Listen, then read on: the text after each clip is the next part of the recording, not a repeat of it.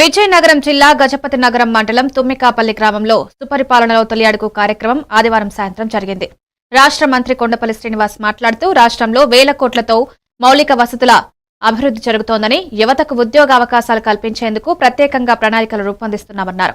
ఏడాదిలో చేసిన అభివృద్ధి పనులపై సమగ్ర సమాచారం ఇచ్చారు. ఈ కార్యక్రమంలో మాజీ ఎంపీపీ గంట్యాడ శ్రీదేవి, గుంట్రోతు గోవింద్ తదితరులు పాల్గొన్నారు.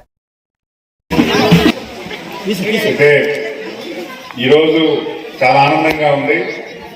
తుమ్మకాపల్లి గ్రామం రావాలంటే గతంలో నేను వైజాగ్ వచ్చామండి, ఈరోజు తుమ్మకాపల్లి వచ్చాను. అవునా కదా? కానీ ఒక విషయం చెప్తాను,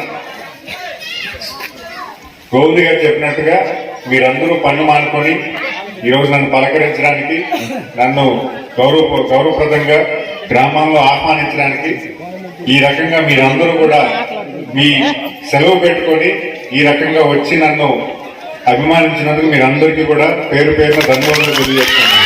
మీకు రాక వచ్చినటువంటి అవకాశం అది.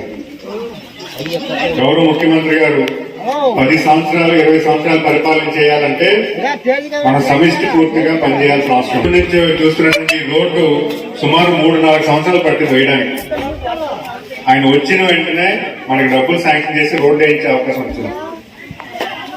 ఈరోజు బెల్లాన వీధిలో ఇప్పటికీ సీసీ రోడ్డు పడలేదు. మొదటి వీధి ఇప్పటికీ సీసీ రోడ్డు మొదటి వీధి బెల్లాన వీధిలో ఇప్పటికీ సీసీ రోడ్డు వేసుకోవాలంటే మనం దురదృష్టం. అభివృద్ధి చేసే బాధ్యత నేను తీసుకుంటానని అయితే అభివృద్ధి అనేది రోడ్లు, స్ట్రీట్ లైట్లు, కాలువలు కాకుండా అభివృద్ధికి కొత్త నాంది పలుకుతున్నటువంటి గౌరవ ముఖ్యమంత్రి గారు ప్రతి ఇంటికి కూడా ఆదాయం పెరగేలా పెంచాలి, ప్రతి ఇంటిలో కూడా ఎటువంటి అవకాశాలు కల్పించాలని ఇప్పుడు కొత్తగా పనిచేస్తున్నాం.